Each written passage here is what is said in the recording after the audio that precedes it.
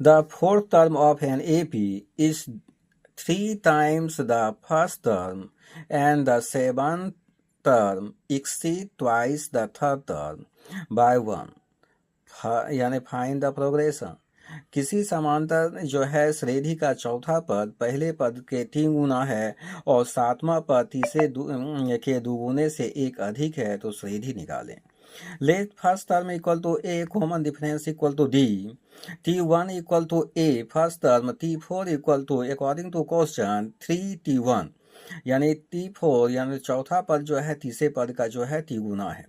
अब पद निकालते हैं। a plus 4 minus 1d equal to 3a plus 3d equal to 3a, 3d equal to a को transfer करते हैं दाईं तरफ तो 3a माइनस a यानी 2a, 3d equal to 2a तो d by 2 equal to a by 3, let k तो d equal to 2 के और a इक्वल टू 3 के।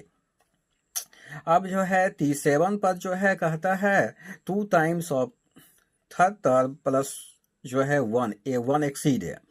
तो T7 a plus 7 minus 1d equal to 2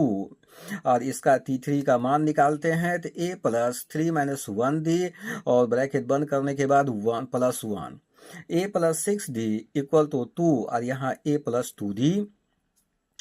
plus 1, a plus 6d equal to 2 से bracket खोलते हैं 2a plus 4d plus 1, a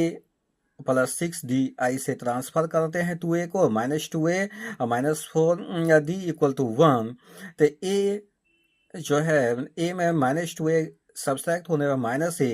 और 6d minus 4d 2d equal to 1 तो आप k का मान बैठा देते हैं a का मान तो a का मान जो है 3k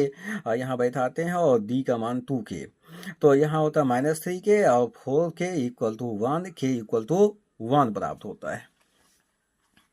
और a इक्वल टू 3k यानी 3 मल्टीप्लाई 1, k का मान 1 है तो 3 और d equal to 2k, 2 multiply 1 equal to 2, T1 यानी first term a equal to 3, T2 equal to a plus d यानी 3 प्लस 2 इक्वल टू 5, T3 जो है यहाँ पर 5 प्लस 2 यानी कॉमन डिफरेंस और इक्वल टू जो है 7 plus 2 equal to 9, 3 plus 5 plus 7 plus 9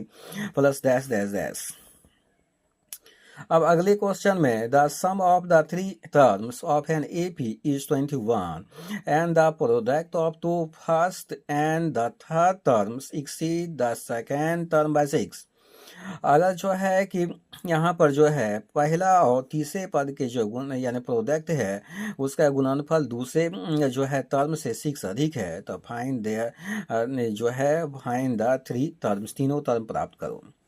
तो let alpha minus beta, alpha plus beta are 3 terms in AP। तो अकॉर्डिंग टू क्वेश्चन तीनों का sum alpha minus beta plus alpha plus beta equal to 21,